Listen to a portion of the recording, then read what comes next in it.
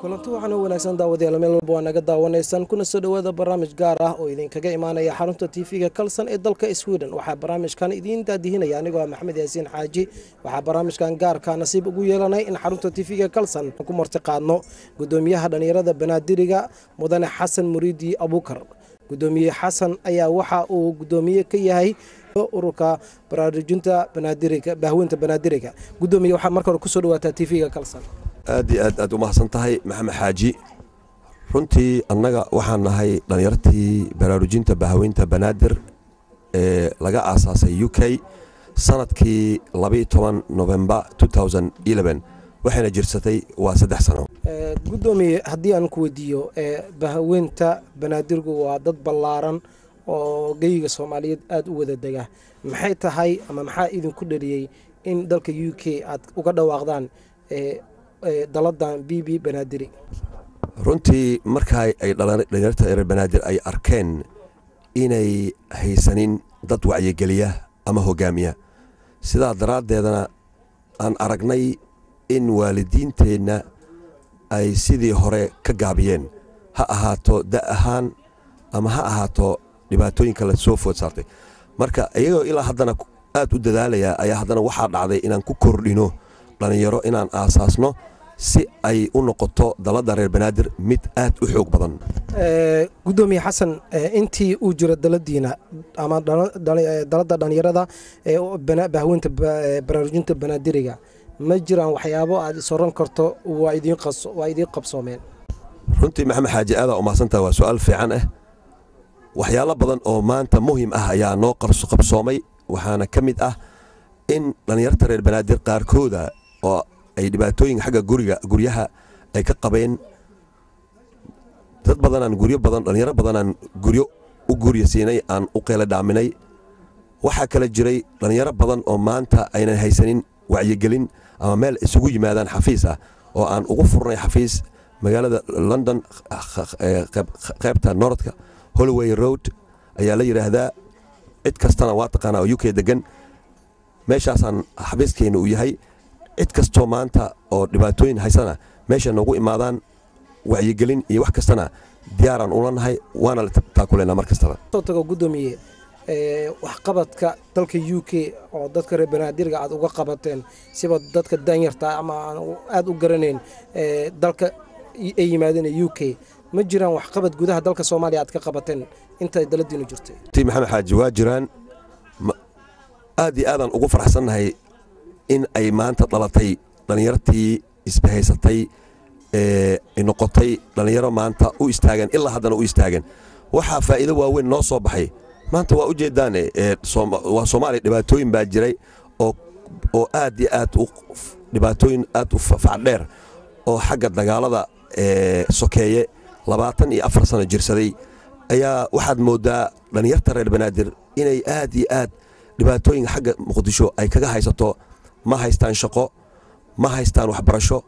ma haystaan wax alla wixii ay ugu baahnaayeen in waddankooda ay ka helaan, maadaama ay ahaayeen dhalinyartii dhaqdhaqaaqiyey ee waddanka Soomaaliyeed u dhaqdhaqaaqiyey. laakiinse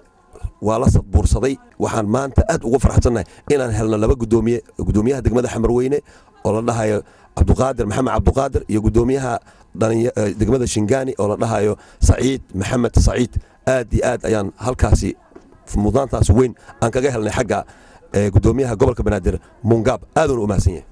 marka la eego dalka UK daladiinu ka jirta siba dalada baraarujinta bahweynta Banaadiriga ee UK, ma jiraan dalalka kale ee Yurub ama qaaradaha kale Asia ama Afrika xarumo ay daladu ay ku leedahay? Maxamed Xaaji, su'aashaasi waa su'aal aan sugayay, ana ka filayay inaad i weydiin doontid. waa jiraan, waana jiri doonaa, waana ku dhaqaaqi doonaa insha Allah. maxaa yeelay khudbadii ugu dambeysay ee markaan soo dhaweynaynay gudoomiyaha degmada Shingaani Saciid Maxamed Saciid ayaa jaaliyadda Holland waxay meesha ka cadeeyeen in ururkeena ay hoos imaanayaan, uu noqon doono ururka dhalinyarada dadka ugu horeey u soo istaagay, maadaama aan ahayn inay noqonayaan inay daladeena ay soo ag fadhiistaan oo ay la shaqeeyaan oo hal gacan aan wada noqono ay meesha ka cadeeyeen. saa daraadeeda ururada kale ee ka mid ah Jarmalka, Faransa, Italy iyo iyo Switzerland intaba waxay yiraahdeen annagana waxaan rabnaa inaan sameeyno unità popolare e la pace del popolo afka Talyaani waxa loo yiraahdaa gacmo wada jiro ay wax ku gooyaan saadaraatay intaba waxay maanta noo codsadeen inay yimaadaan bisha 8 June inaan qaban doono shir oo aan la kala harin oo aan ku mideyn doono ummadda reer Banaadir waxa taa gudoomiye waxa laga yaabaa Banaadirgu waa dad aad u fara badan ma jiraan wax caqabadaha intii aad jirteen markii laga soo tago wax qabadkiina iyo isbedelada aad suubinaysaan caqabado dina kor yimid ma jiraan intii ay jirtay runtii ma jiraan markii dad waxaan nahay reer Banaadir ah oo masaakiin ah nin alla ninkii gacan siyana aan aad u soo dhaweynino laakiin annagana intii og intii taqaana oo macna wajigayga oo hadda UK jooga aad iyo aad ugu faraxsan yihiin dhaqdhaqaaq yar aan sameynay siba odayaasheena oo aan ka codsanay marka horeba inay ducooyin ugu soo kaalmeeyaan si aan annaga aan u noqono urur xoogan ee ummadda Soomaaliyeed dadkeena ku nool inaan ka bixino dhibaatooyinka iyo jahliga iyo shaqo la'aanta intaba iyo wacyigelin inaan markastana u sidno taas ayay nagu soo duceeyeen taasaana wadnaa jaaridaha kale ee wadanka ka dhisan ee UK intaba wada shaqeynaa naga dhaxaysa qolooyin kalena waa jiraan oo cadaan ah ayagana waxaan ku wada shaqeynaa by invitation markii nala waco as charity ahaan iyo markaan wax u baahano talo iyo wacyigelin intaba dad baa na daba socda dad baa nala shaqeeya dad baa gacan nasiya reer Banaadir waa ogtihiin waa dadkii xadaarada weyn lahaa ummadda Soomaaliyeed Soomaaliya la'aantooda ma dhismayso taasaana filaya taasaana ku shaqeynayna hadduu Ilaahay karaale noqdo wabillahi tawfiiq su'aashan ku weydiinayo waxay tahay bulshada na daawanaysan ay sugayaan rajada ururka dhalinyarada baraarujinta bahweynta Banaadiriga mustaqbalka fog ay leeyihiin maxay tahay maxamed xaaji waa mahadsan tahay mustaqbalka fog ee ururka uu leeyahay waxa waaye marka hore waa in ay noqotaa hal gacan marka xiga waxaan insha Allah ku dadaalina in si siyaasi ahaan ayaan u shaqeyno si aan ku mideyno ummadda reer Banaadir meel alla meeshay joogaan iyo dhibaatooyinka xagga shaqo la'aantan mushkilada wadanka ka jira xagga siyaasad xagga dhaqaale intaba inaan ka samata bixino ayaan ku rajaynaynaa insha Allah markii laga soo tago daladan iyo magaca ay wadato ee Banaadiriga ma jiraan dad ka baxsan ee reer Banaadiriga oo aad gacan qabateen inta daladiina ay jirtay oo Soomaaliyeed maxamed xaaji waa jiraan rag badan jiray oo guryo loo diiday Ingiriiska waa ogtahay waxyaalo badan isbedelay marka dhalinyartii aan aragnay oo noo imaaday inay guryihii meel ay jirta xataa aysan haysanin ayaan u qeyle dhaaminay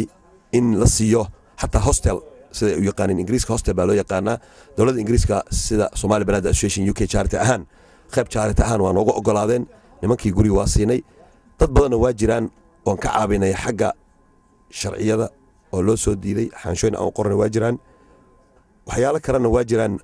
oo aan ku dadaalnay siba waxaa ka mid ah isku keenidda ummadda reer Banaadir ummaddan isku keenideeda wax sahlan ma ah laakiin aadaan ugu dadaalnay ummadda isku keenideeda mideynteeda